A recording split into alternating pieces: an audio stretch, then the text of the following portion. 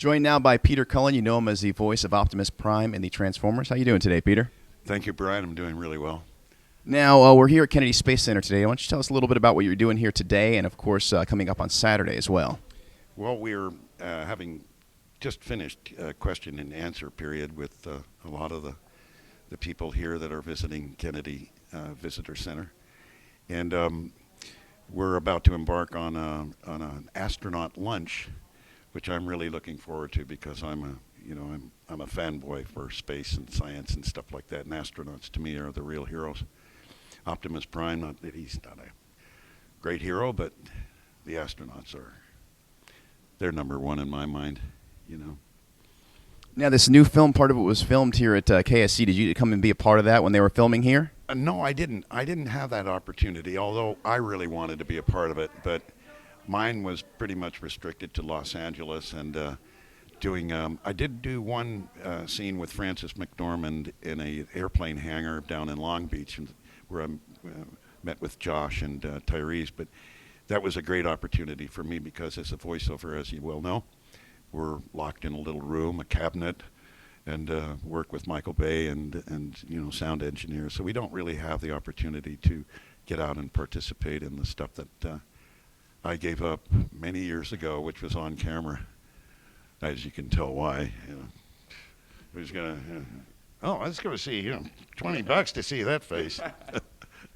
Now, you're the original voice of Optimus Prime, of course, from way back in the day when a lot of us were, kids growing up watching the show. Did you have any idea that it would become this gigantic thing upon the initial getting of this role? Not a bit. Not a bit. And especially if you look back in 1986 when they killed me off in the movie, I went, oh, boy. Gee, not only a series, a series affects a lot of things, your car payments and stuff like that. But 20 years or 25 years later, I can't remember,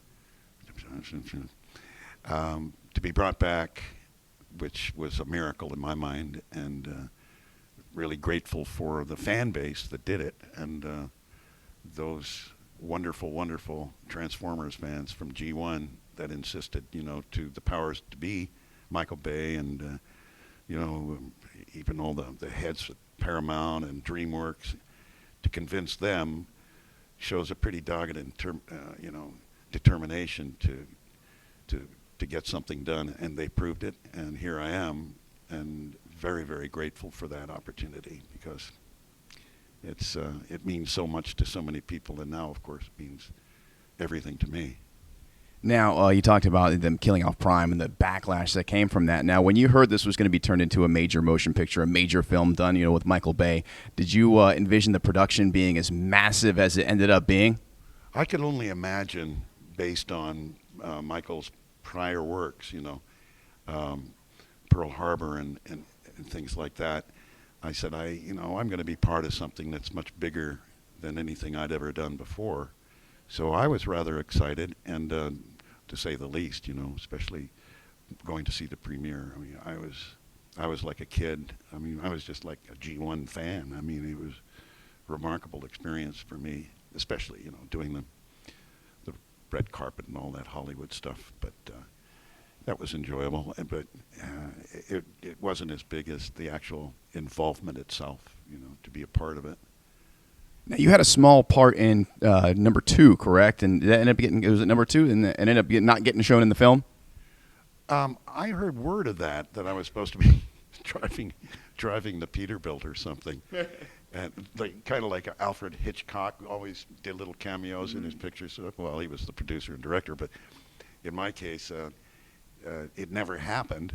And I did kind of dwell on it for a little bit, saying, and somebody asked me, I said, what kind of a situation would you like to be in? I said, I'd like to be a cowboy on a horse, because I do a lot of cowboying. And I'd like to be on the other side of a fence when the 18-wheeler rolls down, and I'd be like this and just take my hat and go, what was all that about, a little, what the heck. Now, as a voice actor, you've done a lot of different voices over the years. Is it difficult to maintain that inflection when you're doing one character for such a long period of time? As you know, if you're shooting the film as Prime, to keep that Prime voice and make sure you stay the same, and the inflection stays the same the whole time? No, not at all. It's basically just you work into the character, you become that character, and it's not really a big stretch. It's not that far away from my normal voice, and or my brother's voice, who I based the character on. Larry timbre was probably a little deeper than mine.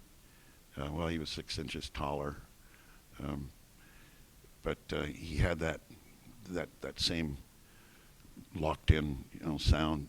He was a Marine, and that very strong sound. So it was very easy for me to maintain that, to keep it going. And I said one time, when I was asked the question, was it easy to get back into that character? And I described it as saying, it's like slipping into an old pair of comfortable shoes, that have been in your closet for 20 years.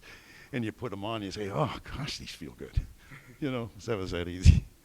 Now, I'd be remiss, and I'd get in trouble with my 4-year-old daughter if I didn't ask you about your portrayal of Eeyore and the voice of Eeyore. How did you come about getting that role, and becoming yours? Because you've done it for quite a little while now. Well, it's about as interesting as how I came about it as how I'm not doing them anymore, and I don't understand why.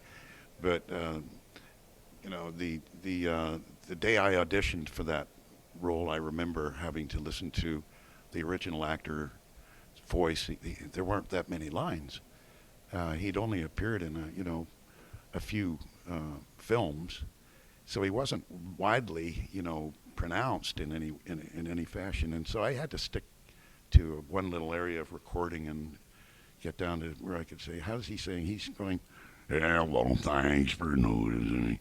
And I said, oh, that's pretty bitter, pretty strong, So I just gave him something different, mellowed him out, made him a little more friendly, a little more endearing and softer, hello, thanks for noticing me, Yeah. So there was a difference, but I'm no longer him anymore, so. Well, now, speaking of something you no longer do, of course, we're known as Optimus Prime, but I know you can correct me if I'm wrong here, but I was looking over some info on you. GoBots. Were you one of the GoBots back in the day before the Transformers? Yeah, I probably was. That internet, man, you can't hide anything anymore, right? Your whole life is out there.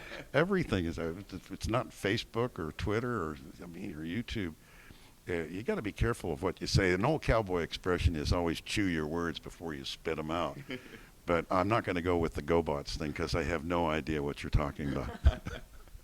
All right, Peter Cullen, you can meet him yourself, the voice of Optimus Prime. He's going to be back out here at Kennedy Space Center on Saturday, 10:45 to 11:45. He'll be doing a Q&A session, then, of course, a presentation prior to the Transformers 3D on IMAX here at KSC at 2 o'clock. Thank you so much, Peter. Pleasure, Brian. Thank you.